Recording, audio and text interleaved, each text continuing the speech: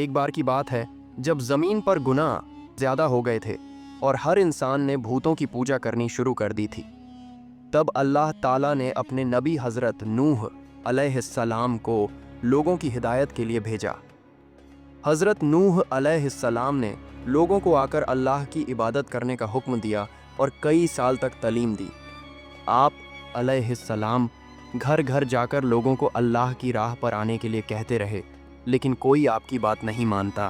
آپ علیہ السلام نے ان لوگوں کو 900 سال تبلیغ کی، پر اتنے سالوں تک کوئی بھی اللہ کے راستے پر نہیں آیا اور نوح علیہ السلام مایوس ہو گئے۔ اس کے بعد اللہ تعالیٰ نے نوح علیہ السلام کی طرف وحی کیا اور آپ سے کہا کہ اب آپ کی بات کوئی نہیں مانے گا اور ان لوگوں میں سے کوئی بھی ایمان نہیں لائے گا۔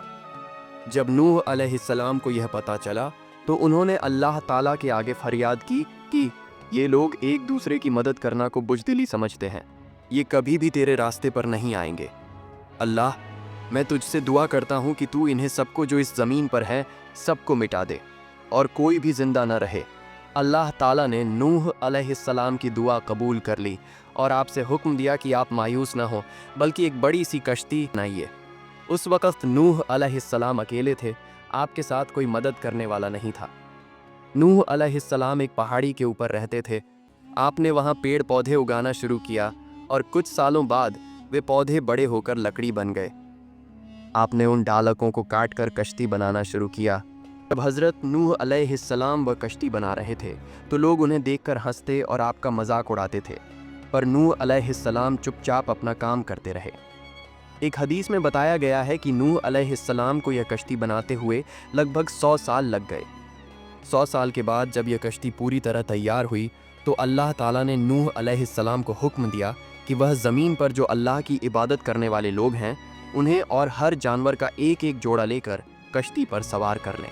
ایسے ہی نوح علیہ السلام کشتی پر سوار ہوئے، اللہ تعالیٰ نے برسات شروع کر دی۔ چاروں طرف زمین پر پانی ہی پانی ہو گیا۔ جو لوگ بھوتوں کی پوجا کرتے تھے اور نوح علیہ السلام کا مذاق اڑاتے تھے وہ سب اللہ کے عذاب میں آ گئے۔ زمین پر کوئی زندہ نہیں رہا سوائے ان کے جو کشتی میں تھے۔ نوح علیہ السلام نے اللہ سے دعا کی تو اللہ نے برسات روک دی۔ برسات رکنے کے بعد وہ سب کشتی سے باہر آئے اور پھر سب مل کر اللہ کی عبادت کرنے لگے، ایک دوسرے کے ساتھ مل کر رہنے لگے۔ اسی کے ساتھ آج کا یہ حصہ